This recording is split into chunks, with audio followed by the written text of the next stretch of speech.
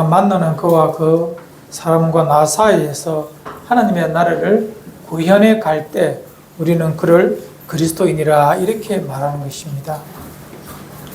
어쩌면 기독교인의 생명력이라고 말할 수 있는 이 땅의 삶의 풍성함에 그 판가름도 내가 하나님의 나라를 구현해 가는가 그렇지 않는가에 달려 있습니다.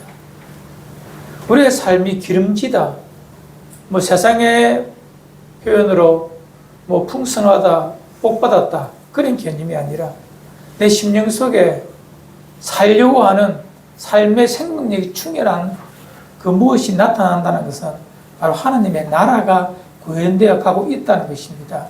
우리는 이것을 진정한 기독교인의 삶이라고 말할 수 있습니다. 죽어서 가는 천국, 그것은 우리의 것이 아닙니다. 우리가 노력한다고 되는 것도 아닙니다. 그러나 이 땅에 하나님의 나라, 죽어서 가는 그 천국과 전혀 다르지 않는 하나님의 나라, 완전하지는 않지만 하나님의 나라가 이루어져 간다는 것, 이것은 너무 소중한 것이고 그것을 구현해 갈 때에 우리는 기독교인의 삶을 살고 생명의 삶을 생명의 용품으로 산다고 우리가 말할 수 있는 것입니다. 오늘 산상수훈이라고 하는 마태복음 5장에서 7장의 말씀을 산상수훈, 산 위에서 수훈, 가르침 말씀이라고 하는데 이 말씀은 이 땅에 하나님의 나라를 살아가는 우리의 마음, 우리의 삶의 자세, 새로운 순종을 우리에게 말씀하시는 것이 산상수훈의 말씀입니다. 하나님의 나라를 일구어 가기를 소망한다면 이 산상수훈 마태복음 5장에서 7장의 말씀을 잘 묵상해 보시고 100% 사라지지 않습니다. 100% 사라지면 그것은 완전한 하나님의 나라입니다. 사라지지 않습니다. 그러나 살아가야 된다는 것, 이미 하나님의 나라는 시작되었지만 완성되지는 않았습니다. 산상수훈의 말씀도 살아가고 몸부림칠 뿐이지 100% 사라지지 않습니다. 하지만 살려고 하는 자에게 하나님의 나라가 이미 시작되었음을 믿습니다. 오늘 하나님의 나라를 살고자 하는 여러분과 제가 어떻게 살아가야 될지 산상수훈의 7장에 산상수훈 세 번째 말하는 마태복음 7장의 내용 중에 앞부분을 가지고 함께 나누기를 원합니다. 집안이나 사회나 직장이나 교회나 많은 사람들이 좋은 쪽으로 변화되기를 원합니다. 맞죠? 맞습니까? 우리는 그것을 성장 또는 성숙 이렇게 말합니다. 열심을 내기도 하고 또 책망하기도 하고 상을 주기도 해서 바르게 자라기를 바랍니다. 우리 가정도 그렇지 않습니까? 하지만 사람을 변화시킨다는 것은 참 어려운 일입니다. 내 배아파나 내 자녀도 변화를 내가 못 시킵니다. 하물며 30년 다른 삶을 살다가 결혼한 부부를 남편이 아내가 남편을 변화시킨다. 이것도 말도 안 되는 일입니다. 불가능한 일임이 분명합니다. 만일에 사람이 사람을 가르쳐서 사람이 교정되고 변화되면 얼마나 좋을까요? 학교 교육이 사람을 변화시킬 수 있다면 이미 이 땅은 천국이 되어야 됩니다. 왜요? 100년 전에, 200년 전에 한글도 모르던 무식장애들이 꽉 찼던 세상, 그에 비하면 지금은요, 모두가 얼마나 많이 배웠습니까? 얼마나 많은 교육을 받았습니까? 저 같은 사람은 20년 이상 학교 교육 강의를 받으며 살아왔던 사람입니다. 그럼 이 땅이 전부 다 천국이 되어야 되는데 과연 100년 전보다 더 살기 좋은 세상입니까? 아니잖아요. 교육이 사람을 변화시킨다. 우리의 바람이지 현실은 그렇지 않습니다. 사람은 사람이 만든 그 어떤 제도가 변화를 못 시킵니다. 여러분, 제가 찾아봤는데요. 대한민국에 교도소가 몇 개인 줄 아십니까? 2020년 정도의 통계에 따르면 29개가 있습니다. 개방교도소, 여자교도소, 다 포함해서. 또한 어린애들을 가르치는 소년교도소, 구치소, 보호감호소, 약 48,600명을 이렇게 교육 또는 교정할 수 있는 공간이 있답니다. 한국에. 그런데 그것이 더 많아지고 있어요. 더 짓고 있어요. 기독교에서는 소망교도소를 해가지고 기독교적 관점을 가지고 사람을 교화시키겠다고 교도소를 만들기도 합니다. 어쨌든 간에 그렇게 만들어 본들 사람이 바뀝니까? 안 바뀝니다. 사람을 바꾸는 것은 인간의 그 무엇을 가지고 어떤 철학이나 교육이나 어떤 운동을 가지고도 사람은 안 바뀝니다. 사람이 바뀌는 유일한 그 무엇이 있으니 사람을 만드신 이가 그 사람 속에서 그 사람의 심령을 새롭게 할 때 바뀌어집니다. 아멘을 안 하시네요. 진짜입니다. 이거 외에는 사람을 바꾸는 방법이 길이 없습니다. 주께서 너무나 잘 아시기 때문에 이 땅을 하나님의 나라로 좀 더 살기 좋은 이 땅의 모습을 만들고자 하시는 사람들, 기독교 신앙 안에서는 하나님의 나라를 구현하고자 하는 사람들에게 오늘 마태복음 7장은 어떻게 하면 하나님의 나라를 내 안에서 나와 너 사이에 만들어 갈까에 대한 아주 중요한 답을 우리에게 주고 있습니다. 우리 함께 읽었던 말씀 마태복음 7장 3절을 우리 함께 읽어봅시다. 아니, 우리 1, 2절부터 먼저 봅시다. 1, 2절에 보면 비판받지 아니하려거든 비판하지 말고 내가 하는 그 비판하는 그 비판을 가지고 내가 그 비판을 받는다. 그래서 너희는 절대 헤아리지 마라. 이렇게 우리에게 말해주고 있습니다. 참 맞는 말씀입니다. 비판하지 말자. 참 우리는 자기의 기준에서 참 사람을 많이 비판합니다. 평가합니다. 비판이란 말 그 뒤에 헤아림이란 말이 있어요. 비판이란 말은 판단한다는 것이지만 헤아림은 뭐냐? 사람이 사람을 헤아린다 할 때 헤아린다. 여러분 저 음악 하시는 분들 잘 알죠? 박절기라고. 박절기. 영어로 뭐? 메트로놈. 맞습니다. 똑딱 하시죠? 그 단어가 헤아린다는 말의 뜻 메트론이란 말입니다. 헤아린다는 말은요, 내가 가진 나의 박절기를 가지고 그 사람의 박자를 옳다 그르다 말하는 것을 헤아린다 이렇게 말합니다.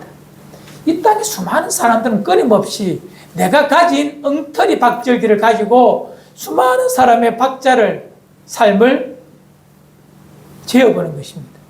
이 얼마나 어리석은 일입니까? 1980년대, 90년대 신학 공부하시는 분들은 다 들었던 참 목사들의 아픔이 있습니다.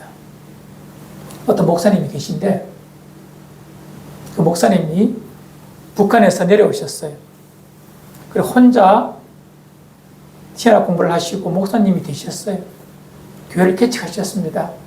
열심히 혼신을 다하여 혼자 계신 목사님이 결혼도 안 하시고 지원도 안 하시고 열심히 목회를 하셨어요.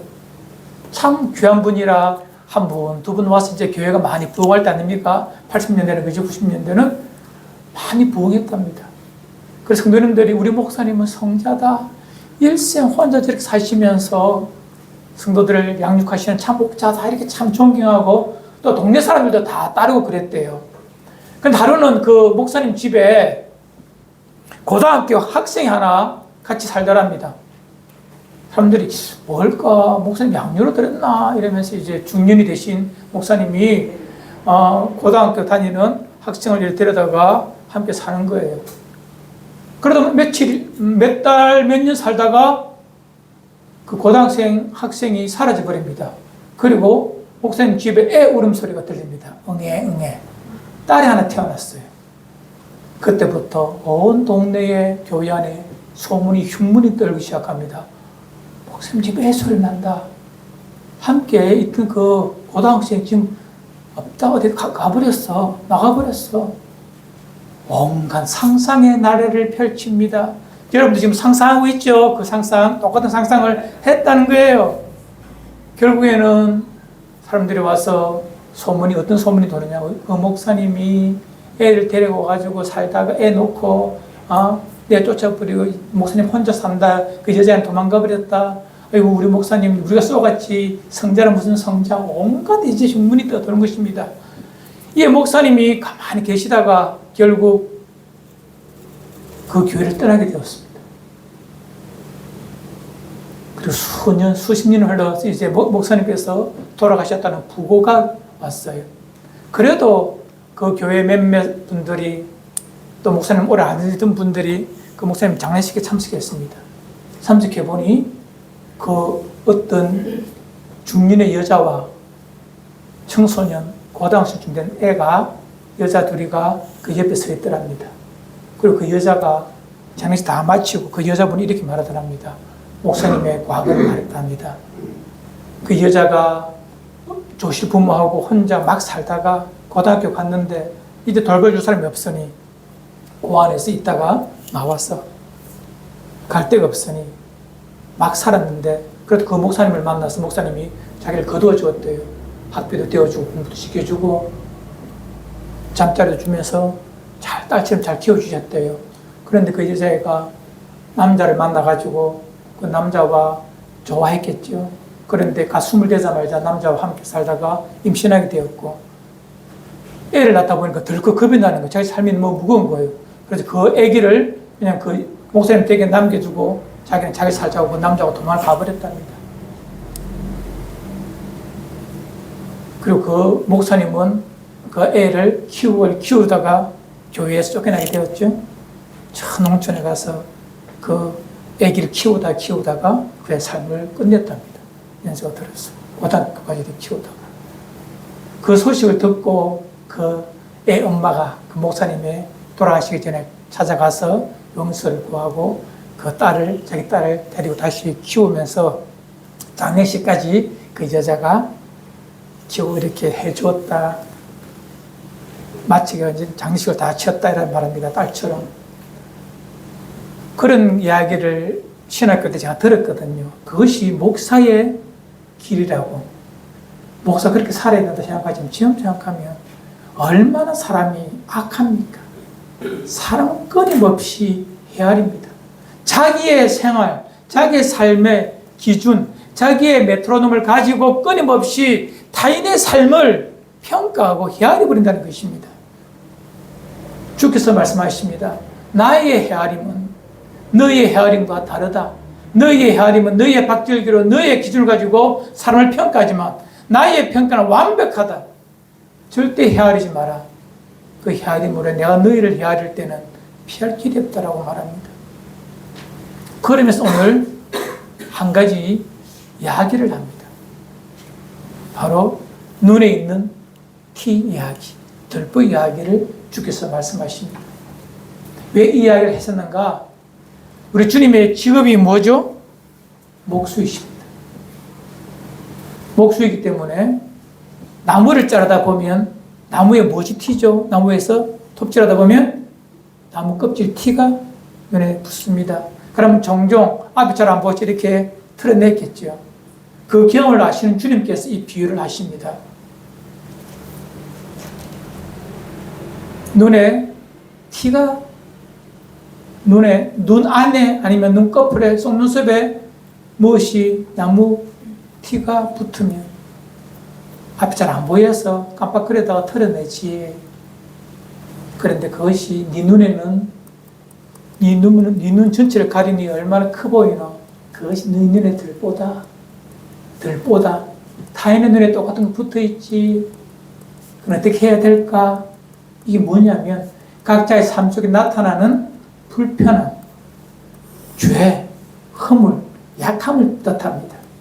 이것이 그의 삶을 어둡게 하고 망가뜨리거든요. 이에 우리는 어떻게 해야 되는가? 이 부분에 대한 주님의 가르침입니다. 하나님 나라를 위해서는 이건 참 중요합니다. 제가 이미 말씀드린 적이 있지만 이 비유의 가장 좋은 해석은 이겁니다. 여러분, 독일에 가면 이 고급 직업 중에 하나가 굴뚝청소입니다. 굴뚝청소. 우리나라는 굴뚝이 조그맣지만 독일은 큰 굴뚝이에요. 밑에서 이렇게 날려올 때이기 때문에 그 굴뚝은 전문인이 아니면 청소를 못합니다. 그래서 독일에는 연봉이 센 것이 바로 이 굴뚝 청소하는데, 두 친구가 마음이 맞아서 굴뚝 청소하러 들어갔답니다. 굴뚝 청소하고 나오니까 둘 다 검정이 다 묻어 있는 거예요. 이에 반응하는 새 모습이 있답니다. 이건 어떤 책에 있는 거예요. 상담책에, 그 심리학책에. 두 친구가 있는데 서로의 까만 얼굴을 보면서 반응하는 새 모습이 있습니다. 첫 번째는 뭐냐면 서로 얼굴에 뭐 묻었다고 지적해 줍니다. 야, 꼴뚜기 봐라, 지금 새까맣다라고 지적해 주는 친구가 있습니다. 두 번째는 조용히 가서 자기 허리춤에 있는 수건을 가지고 친구의 얼굴을 닦아주는 친구가 있습니다. 세 번째 어떤 사람이 있느냐? 가서 조용히 자기 얼굴을 물에 씻는 친구가 있습니다. 그리고 와서 친구 얼굴을 바라보며 씻으라고 이렇게 말하는 친구가 있습니다. 세 부류의 사람이 있습니다. 오늘 이 비유를 이해하는데 가장 좋은 것입니다. 여러분, 첫 번째 사람은요, 보통 우리처럼 그냥 직설적인 사람, 보이는 대로, 느껴지는 대로 자기의 메트로놈을 가지고 말하는 사람들이 있습니다. 야, 얼굴에 묻었던 눈 옆에도 코 옆에도 다 묻었던 좀 닦아라 라고 말하는 사람이 있거든요. 그런 사람은 하나님의 나라를 일구어 갈 수 있는 방법의 길이 없습니다. 두 번째 사람, 자기의 주머니에 있는, 옷에 있는 수건을 가지고 얼굴을 닦아주는 사람, 좀 감동적입니다. 그죠? 괜찮아요. 그래도 그 사람 친해질 수 있는 가능성이 있습니다. 하지만 진짜는 세 번째입니다. 니나 내나 굴뚝에 같이 들어갔으면 나올 때 같이 묻은 것 똑같습니다. 그래서 바로 인지해야 됩니다. 하나님, 내 얼굴에도 똑같은 거 묻었겠죠? 형제의 눈에 기어가 있다면, 티가 있다면 내 눈에도 티가 있다는 거, 그거 당연한 겁니다. 이렇게 또 3절에 뭐라 말하고 있습니까? 이렇게 말합니다. 어찌하여 형제 눈 속에 있는 티는 보고 내 눈 속에 있는 덜보는 깨닫지 못하느냐. 형제 얼굴에 뭐 묻었으면 니도 묻은 거다. 형제 눈에 티가 있느냐. 내 눈에도 티가 있다. 하지만 네 눈에 가까우니 그것은 자만 티가 아니라 네 눈 전체를 가리는 덜보다. 덜보가 뭔지 아시죠? 예? 어둠 비밀 해가지고 영어로 성경으로 되어 있는데 큰 나무를 말합니다. 기둥나무를 말합니다. 그 덜보가 눈에 있으면 아무것도 안 보이죠. 형제 눈에 티가 보이거든. 그거 티 있다고 말하지 말고 뭐라고요? 내 눈에도 똑같은 거 있네. 인지하는 사람. 이 사람에게서 이제 하나님의 나라가 만들어져 갑니다. 남을 변화시키고 싶습니까? 교육을 많이 받는 것이 아니라 하나님의 말씀을 통하여서 그 사람에게 있는 단점이 보이거든 내게도 그 단점이 있음을 알고 그 단점을 고치려고 먼저 움직일 때 내 손에, 내 눈에 있는 티를 빼고자 하는 그 사람의 삶의 모습이야말로 하나님의 나라를 만들어가는 첫 번째 방법입니다.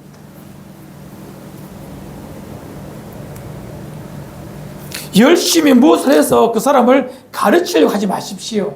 변화시키려고 하지 마십시오. 안 변해집니다. 하나님의 나라는 그 안에 거할 수가 없습니다.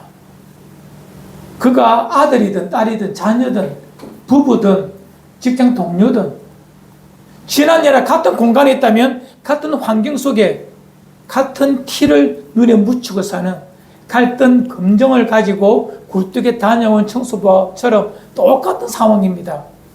그래서 타인을 고치려고 하면 그 사람은 오히려 니나 잘하세요. 뭐 모든 게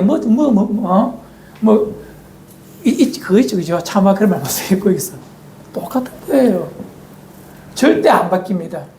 혹 그와 나 사이에 성숙, 성화, 변화를 바라거든. 먼저 내 속에, 내 얼굴에, 내 눈에 티를 먼저 제거하는 노력을 먼저 해야 됩니다.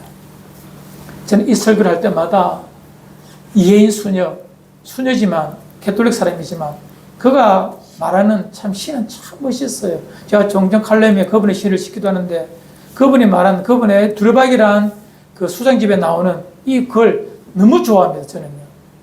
제가 여러분 말씀드렸지만 한번 읽어드립니다.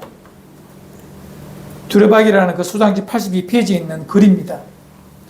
젊은 시절에 나는 혁명가였고 하나님께 드리는 나의 기도는 이것이 모두였다. 주여, 내가 세상을 개혁할 힘을 주소서. 중년이 되어서 한 사람의 영혼도 고쳐넣지 못한 채 내 반생이 흘렸음을 보고 깨닫자 내 기도는 이렇게 달라졌다. 주여, 나를 접촉하게 하는 모든 사람을 변화시킬 수 있는 은총을 주소서.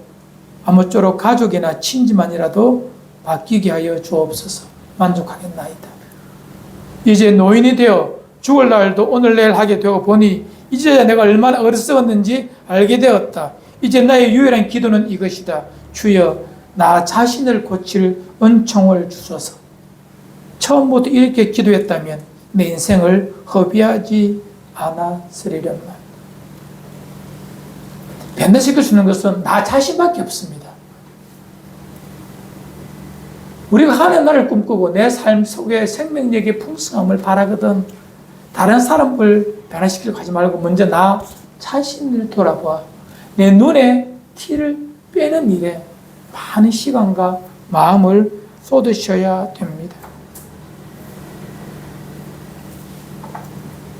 오늘 말씀은 물론 하나님께서 바리새인들을 향하여서 사도견들, 서기관들을 향하여 주신 책망하시는 말씀입니다. 이 바리새인들 특징이 뭔지 압니까? 하나님의 말씀을 잘 알아요. 근데 그 말씀을 자기 자신을 비추는 새롭게 하는 도구로 사용하지 않고 그 기준을 가지고 하나님의 말씀을 모르는 좀 어린 자들의 신앙을 판단하고 평가하는 도구로 그 말씀을 쓰는 것입니다. 저는 목회하면서 늘 하나 외치는 소리가 있습니다. 설교하면서도 저는 제 자신에게 오늘도 외쳤습니다. 모든 말씀은 누구에게? 나 자신에게만 적용하고 나 자신의 티를 빼는 도구로 정결케 하는 도구로 말씀을 사용하셔야 합니다. 다른 사람은 신경 쓰지 말고 나 자신만 먼저 돌아보십시오. 내 안에 하나님의 나라가 없는데 네가 외치는 어떤 설교도 어떤 노력도 하나님 나라하고는 아무런 관계가 없습니다. 그냥 허공을 맴도는 진동소리에 불과한 것입니다.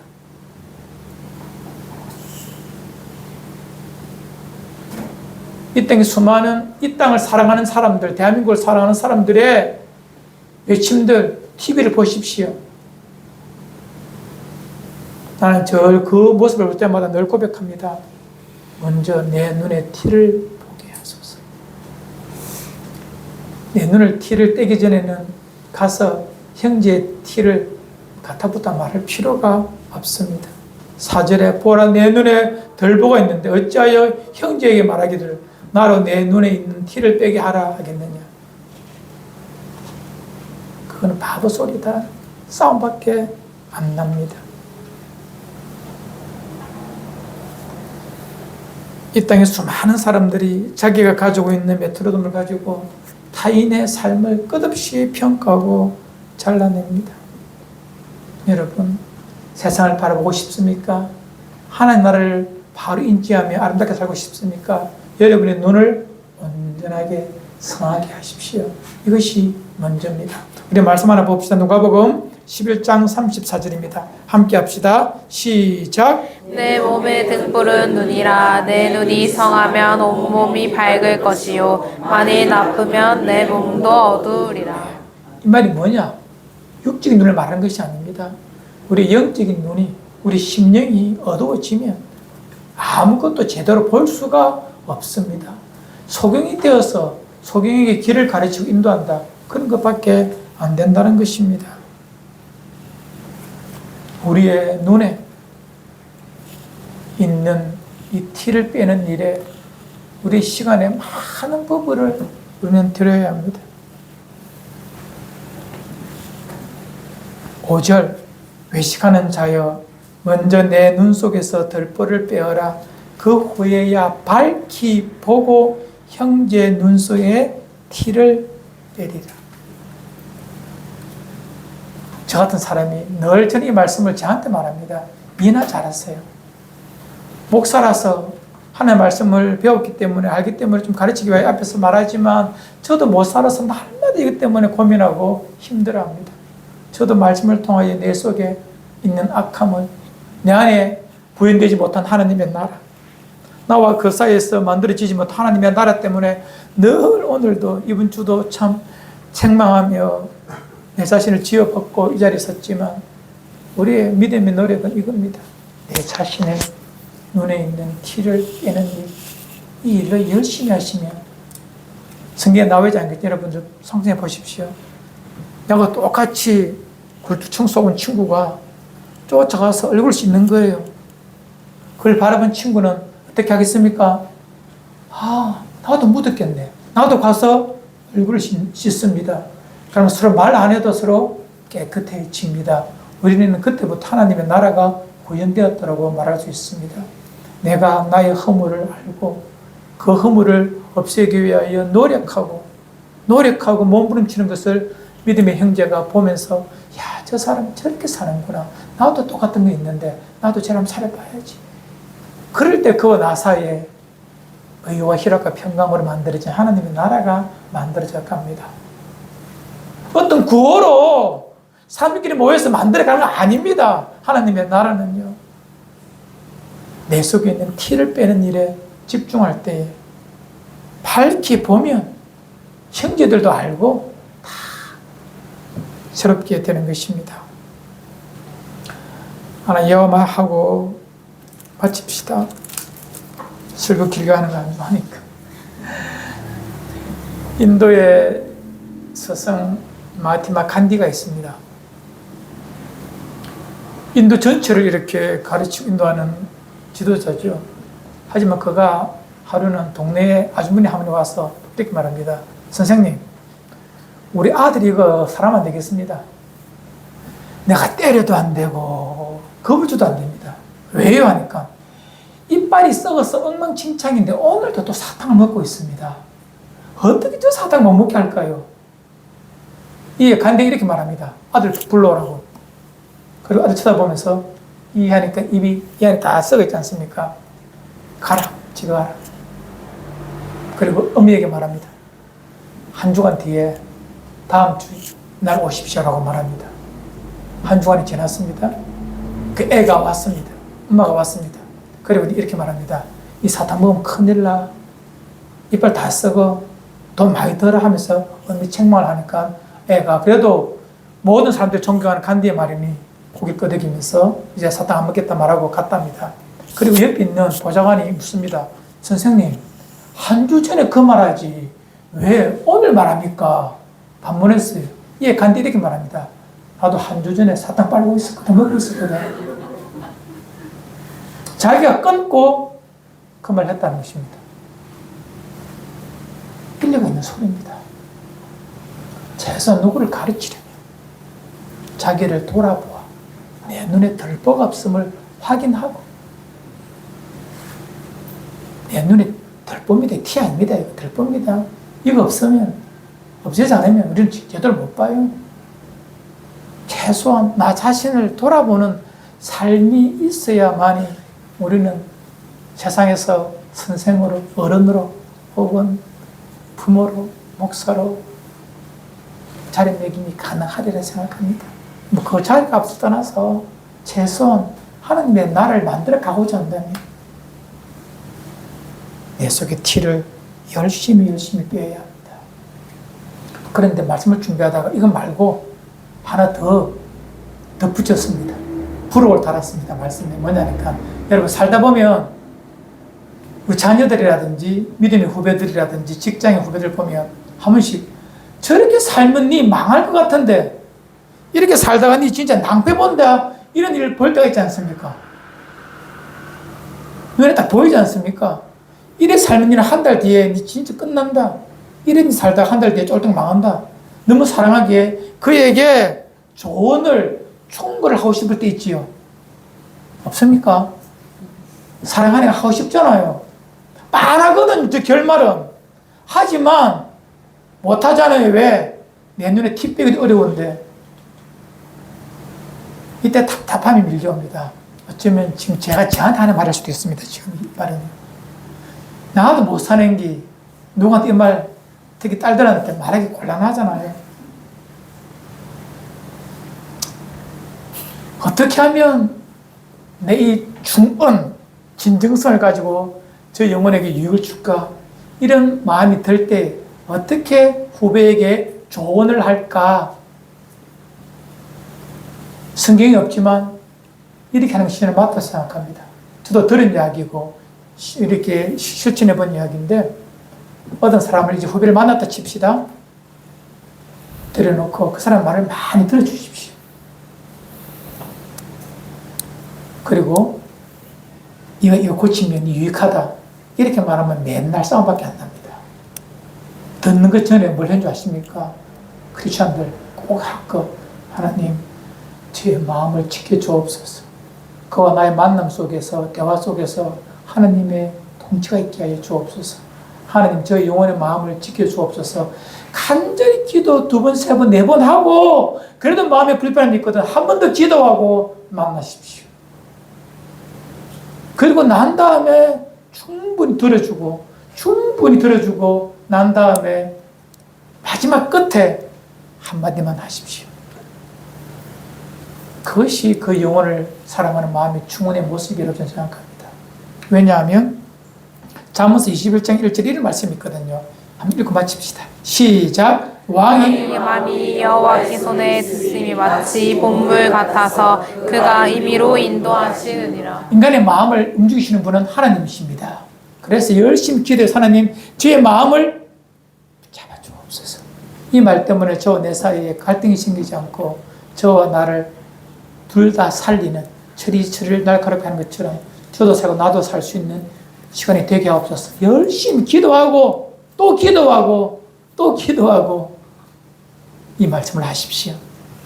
그가 남편이든 그가 아내든 그가 자녀든 그가 부모든 그가 직장 후배든 내 자녀든 상관없이 이렇게 되지 아니하면 나의 충언이, 나의 사랑스러운 말이 괜한 잔소리로, 꼰대의 잔소리로 밖에 여겨지지 않습니다. 어느 순간 누가 나한테 내 잘되라고 충언을 하는데 내 마음에 큰 감동이 울림이 있습니까? 그 사람이 열심히 기도했어요. 마음이 다 준비되어서 성령이 내 마음을 붙드셔서 감동받도록 하셨기 때문에 내 마음에 감동이 있거든요. 그런 마음이 있다면 100% 그에게 감사하고 밥 사주면서 그에게 고마워하면서 그를 존경하십시오. 이제 말씀을 정리하겠습니다. 하나님의 나라를 구현해 가는 것. 하나님 삶이 너무 고됩니다. 너무 힘듭니다. 다 고됩니다. 다 힘듭니다.